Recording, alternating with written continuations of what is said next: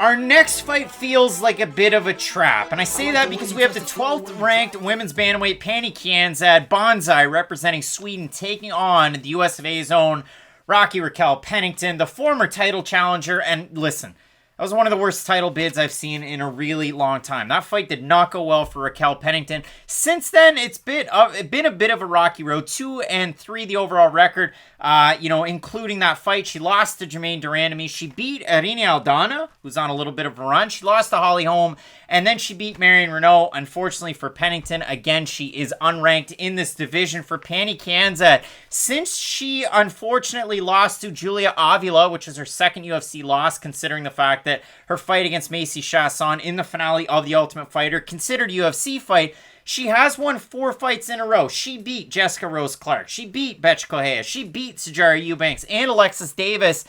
Now, I was one of the few that did score that fight 29-28 for Alexis Davis against Kianzad, but it was a very close fight. Alexis Davis is somebody that always wins the second round, and if she can build up just enough momentum, she'll win the third, and she will beat you. But Matt, I say this feels like a trap card because in my mind's eye, Pannie Kianzad's takedown defense for a striker and a kickboxer has continued to improve. It's been good in the UFC. Mind you, she has been taken down by Bethe Correia. Sijara Eubanks was able to take her down. Alexis Davis took her down. Raquel Pennington, though, could be that fighter that really just snuffs everything, puts out the fire, makes this a boring fight, and this is the type of fight that Pennington can win.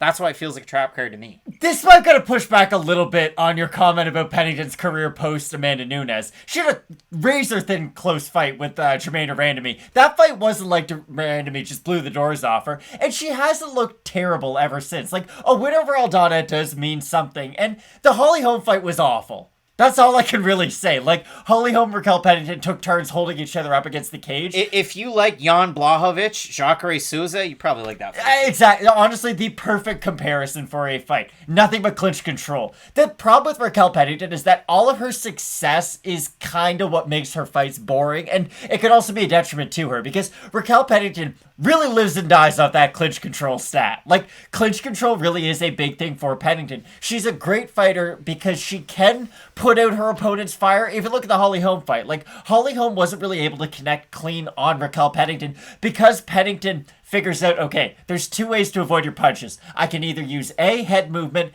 B, move out of the way, like move, escape distance, or C, so I guess there's 3, crash the distance, close that space, and not give your opponent any chance to really put momentum behind their shots. And that is normally what Pennington decides to go with. And that's the type of fighter that can give someone like Pannie Kianzad problems, because I don't think Pennington's going to be able to go out there and just out-wrestle Pannie Kianzad. I really don't think that the wrestling will be an issue as much as that clinch control will be an issue, because we talk about this in other fights. Normally we do a lot earlier on the prelims, but it really does matter. If one fighter is going for a takedown and the other fighter is just defending that takedown, even if you do not successfully get the takedown attempt, I don't really get any points just for being good at defending takedowns. Like, this is something that MMA fans really struggle with as a scoring item, I guess. Just because people think, oh, I get the takedown, it's worth X amount of points. Not really. You have to do stuff with the takedown, and being in a defensive shell does not score well with the judges. That's why at the end of all the scoring, it's cage control. Whoever's moving forward. They reward the people who are offensive, at least with their intentions, and that's why Pennington could win this fight. She could go out there and fight a wet blanket type of a fight for 2 of the 3 rounds and win this fight easily. I just think that we're starting to see Raquel Pennington slow down a little bit athletically, and I do think that Kianzad's volume is really going to give Pennington trouble. Pennington just turned 33, a little bit over a week ago, so happy birthday to her. But yeah, Matt, I look at this one, I mean, for Kianzad, 4-2 in the UFC. Like I said earlier, she trains out of Bro Fight Gym and Arte Suave. 78% takedown defense combined in the UFC realm. And yeah, I mean, the Bethe Correia fight, did she fall asleep a little bit? Yeah, she normally does in some of her fights and just doesn't pay attention. And I still thought that Alexis Davis beat Pannie Kianzad, so now I'm at a bit of a crossroads in terms of the pick, and that's what makes it tough.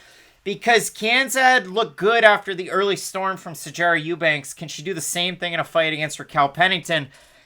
I mean, I guess. I don't know. Kianzad open -105 favorite. Sorry, underdog. She's a +105 now. Raquel Pennington open to -115. She's roughly a -128. If we have a look at the Tapology votes, 1,006 Total votes, 69% going Kianzad, 90% have her to win by decision, 31% have Pennington, 85% by decision. Matt, none of that really surprises me. I mean, maybe I guess the fact that, Pennington's the favorite, having said, an 11-8 total record. I was just about to come in for the top rope Shawn Michaels style and be like, bit of a hot take, Craig. I actually think Raquel Pennington's going to win this fight. Now, I didn't know she was the favorite before I was about to make that statement, but I actually do think Pennington's going to be able to make this a terribly boring fight. I think if you can beat Irene Aldana, even though she didn't beat the same version of Aldana that we've seen split as of late, I still think that type of style is what's going to be Pannie Kianzad. Just that type of, you have to win by using your volume. You can't throw punches if I'm holding you up against the cage. I don't think this will be an aesthetically pleasing fight to watch, but I still think it'll be one that Pennington can win. I think Pennington wins the first round, and Kianzad wins round 2, round 3. I know she wasn't able to do it against Davis, and that gives me a lot of pause and a lot of worry, but I like Pannie Kianzad as an underdog here, so I have Kianzad in this one. Again, you can't be fooled, and I like your assessment on this one. You can't be fooled because one's ranked, one has a bad record, one's 2-3 or 5 on in. They're against really good competition, and the Aldana win continues to look better for Pennington here. Without the fight of the nights, Raquel Pennington's record is very similar to Matt Brown's. If you just fight the top people in your division for years and years and years, your record's not going to look that good at the end of the day. She finished Jessica Andrade. Show crazy stuff. But Matt, we're split on the pick. I have Kianzad. You have Pennington. Want to hear from you down below in the comments section. Who do you have in this fight? Let us know on Apple Podcasts, on Spotify. Rate and review them. And then throw your pick out there too. We have 15 total fights on this one, so we got to get on the horse. We got to get moving. You're not going to want to miss them, so keep locked in with Fight Night Picks. We always say, let's get into it.